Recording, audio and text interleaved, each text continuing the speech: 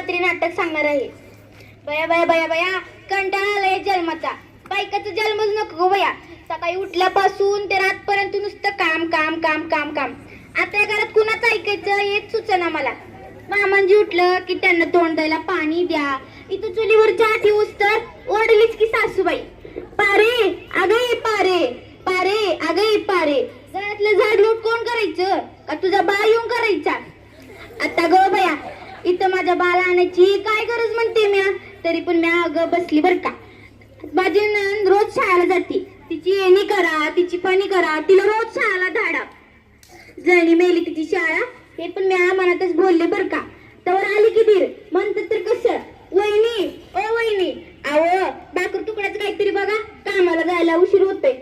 आहा जातोय बडा भाऊ खायला कामाला, दिसभर मसर तर राखतोय की नुसतं. हे पण म्या मनातच बोलले बर का. तर आले माझी कारभारी शेतावरून म्हणते तर कसं, पारे अगं ये पारे माझं पाय लय दुखतात ग, जरा तेल लावून चोपून देतीस का ग. आता ग बया इथं दिसभर म्या काम करायचं आणि पाय तुमचं दुखतात वय. तसं नाही ग पारे, शात लय लांब आहे ना, येऊन जाऊन करून पाय लय दुखतात. सांग की तुझ्या बाळाला कधी फटफट घेऊन द्यायला. असे बी त्यांनी काय दिलंय देऊन देऊन 20,000 हुंडाच तेवढं दिलंय की.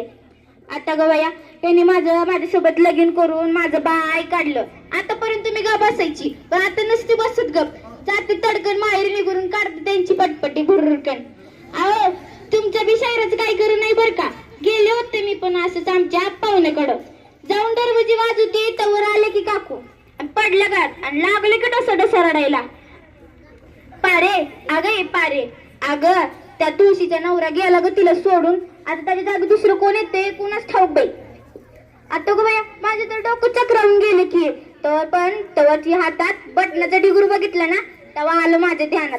बाई बसली होती मालिकेत तोंड खुपसून. अहो काय कुठं चाललाय तुम्ही? आपला देश पुढे न्यायचा विचार आहे का नाही? आपली लेक कुठे जाती? शाळेत जाती की काळाचंच करती? कुठे जाती कशी जाती परतून कशी येणार याचा विचार नाही. त्या दामिनीचं कसं होणार? त्या कल्याणीला बाळ झालं की नाही?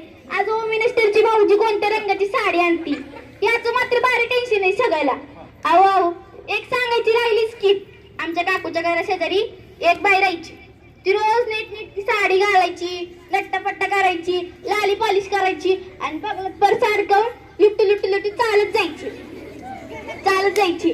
अहो तिचं एक तानुलं बाळ होतं, त्याला पाळण्यात सोडून ती जायची. मग मला मात्र भारी लागायचा. मग मी जाऊन बोलले की तिला, अगं ये नट मोगरे कुठं जातीस को रोज आणि येतीस तिने सांगचं त्या बाळाला सोडून जाती आणि येतीस तिने सांगचं. अहो याचा खरं